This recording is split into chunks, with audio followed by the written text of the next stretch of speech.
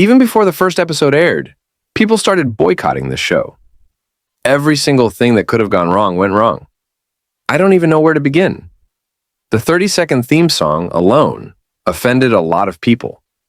We recently did a video on Netflix's Good Times reboot. You guys should check it out. But it made me think of Disney's Primos.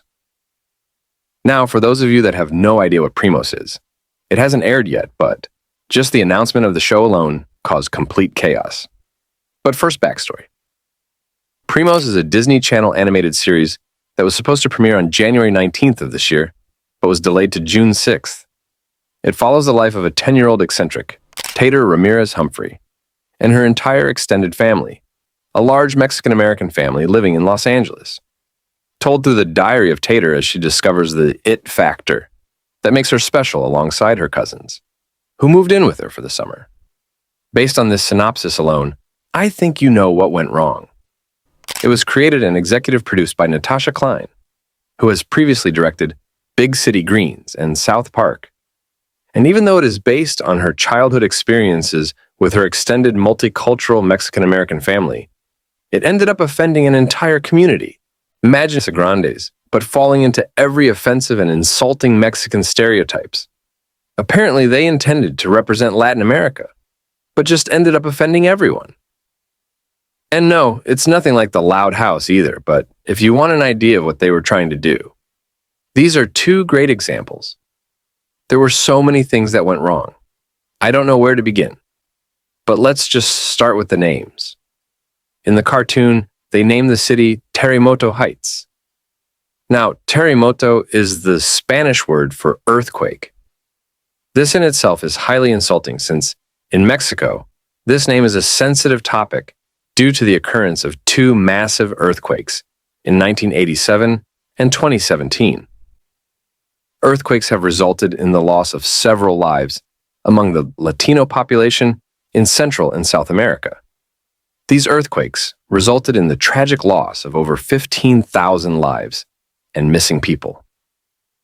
Given the gravity of these events, the name terremoto is not only inappropriate, but also fails to represent the city in a suitable manner. It is akin to naming a town after the tragic events of 9/11, or to a community in Louisiana after Hurricane Katrina. It is disrespectful to the individuals who lost their lives and the family and friends of said loved ones. 3 of the children are named after foods, Nacho, Nachito, and Gordita, while the other 2 girls are named after very inappropriate things. Chacha is a derogatory term for a woman who works as a domestic servant, such as a maid. And the baby girl is named Cuquita, which means in several Latin countries. And one of the girls is literally named Fat Girl. These things are easily researchable, so why even take the risk? Just name it something else. Or hire someone who is fluent in Spanish and Latin culture to verify these things. And to make matters worse, when it was brought to the creators' attention, they made a video saying that the people who are insulted don't know Spanish because they were colonized by the Spaniards. And Myrna Velasquez went on a passive-aggressive and uninformed rant to try and make excuses instead of taking responsibility for the mistakes and learning from it. There are also variances in the animation style and how white characters are animated compared to brown and black characters. All white characters are leaner and more normalized in their animation style. But many brown characters are portrayed as overweight with unibrows. It's kind of odd that we've had so much content from Disney that went from racist to racially inclusive, and now back to insulting. It always feels like we take 1 step forward and 10 steps back. I don't believe it is being marketed correctly.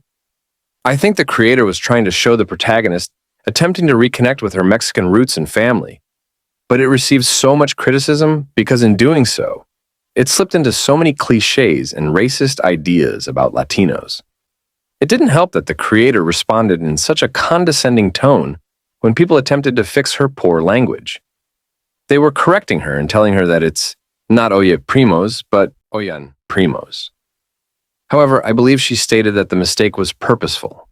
If the Oye Primos were done on purpose to demonstrate that the girl is Americanized and does not speak Spanish properly, why didn't they say so instead of being condescending and calling the fans grammar police?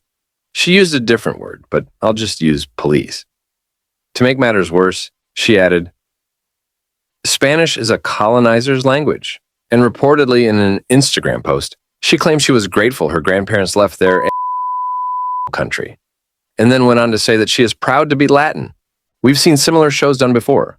A large family living together is not uncommon. As previously stated, examples are The Loud House, Stuck in the Middle, and even Full House. But I think portraying it in this show among all the other stereotypes makes it look insulting. In the US, Hispanic/Latino simply refers to anyone with ancestry. And yes, it is moronically used as a racial category. And this show is akin to sitcoms about a family of a particular race or ancestry. However, they should have emphasized that it is about second or third generation immigrants instead of first generation immigrants. You have people like the creator on one side and people like Jenna Ortega on the other, saying she's tired of cliches or being offered roles of loud, spicy Latina, and that she wishes we stopped with that sort of self-caricature of ourselves. And I think more people feel like her than the author. It feels weird being stuck there, still in this day and age.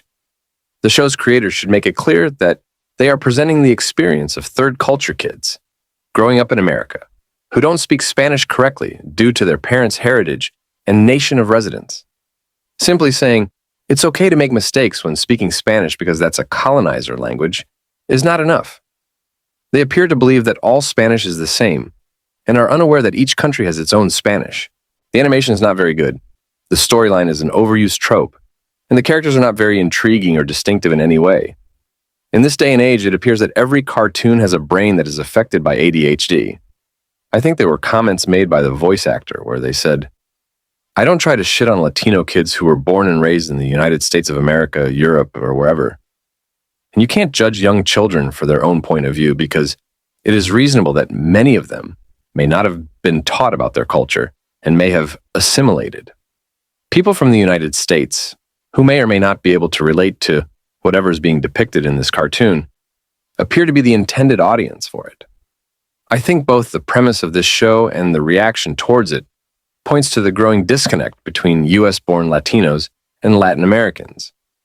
The show is attempting to portray the living experiences of US Latinos, or at least Mexican Americans, in what appears to be Southern California. I think at this point it is inevitable that American cartoons and shows that feature minorities as key characters will follow the American's immigrant narrative. This implies that the characters will always be stereotypical, overly metaphorical, or entirely ignorant of the culture that they are attempting to portray. But let me know your thoughts down in the comment section below and on your way down. Don't forget to like and subscribe, as well as turn on post notification. It helps the algorithm or something. Thanks for watching.